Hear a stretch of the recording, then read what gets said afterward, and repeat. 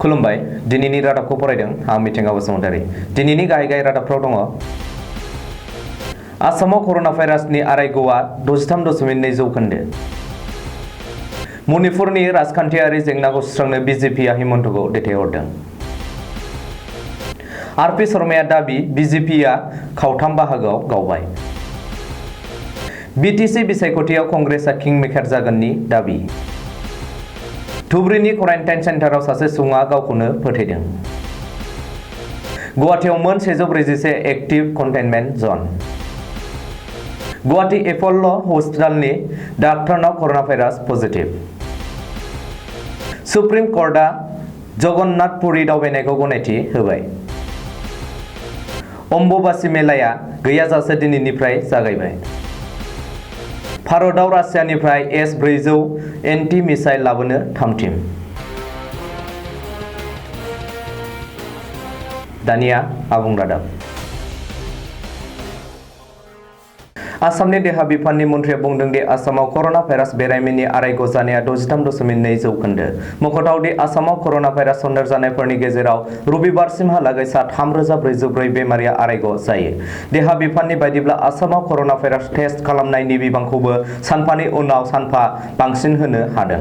थांनाय साननैयाव आसामाव गासै सा 15,000 सुबुंखौ कर'ना भाइरास टेस्ट खालामनो हायो। दासिम आसामाव गासै 2,88,677 सुबुंखौ कर'ना भाइरास टेस्ट खालामबाय होननानै देहा बिफाना सुलुंनि गेजेरजों रिपर्ट होदों।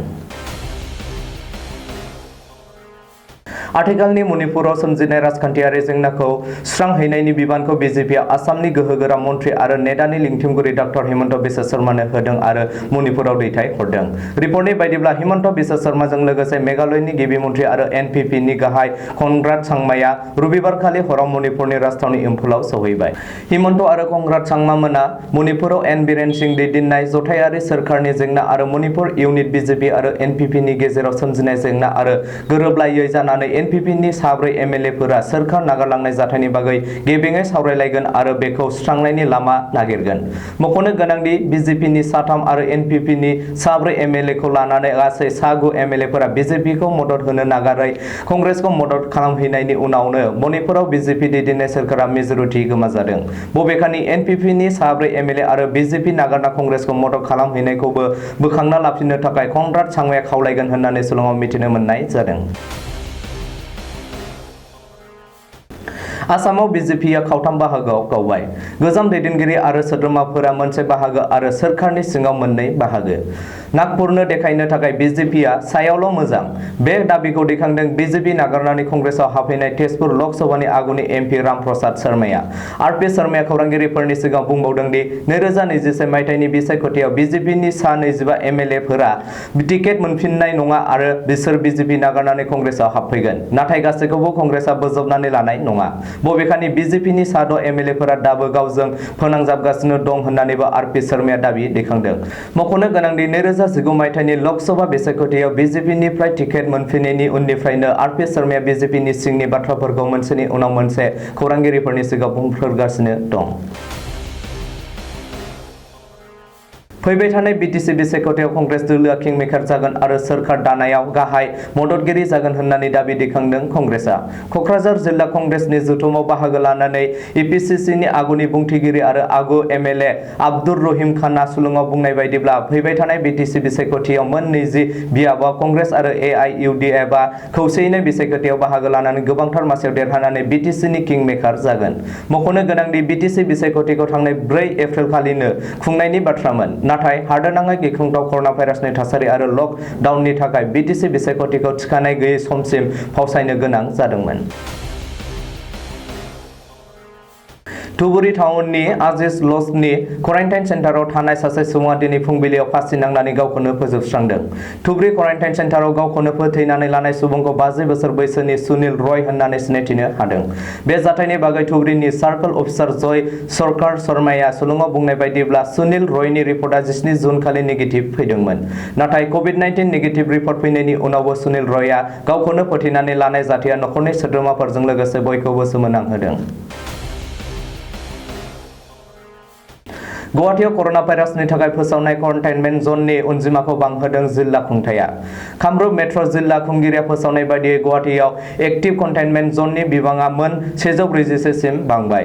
बबेखानि मोनसे जायगानिफ्राय गुबुन मोनसे जायगायाव थांलाय फैलाय जानायखौ सांग्रांथि होनो थाखाय जिल्ला खुंथाया कन्टेनमेन्ट जननि फारिलाइफोरखौ फोसावनानै होदों।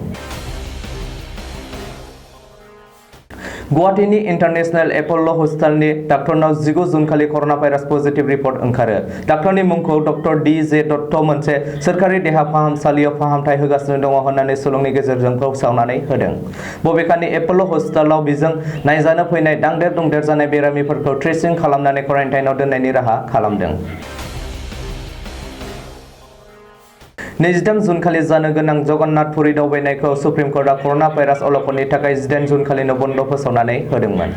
सुप्रिम कर्टनि बे थांखिनि हेंथायै गोजौ बिजिरसालिया फिन नायबिजिरनो थाखाय आर'ज गाबख'नाय लेखायै सुप्रिम कर्टआ दिनै फिन बिथोन होयो।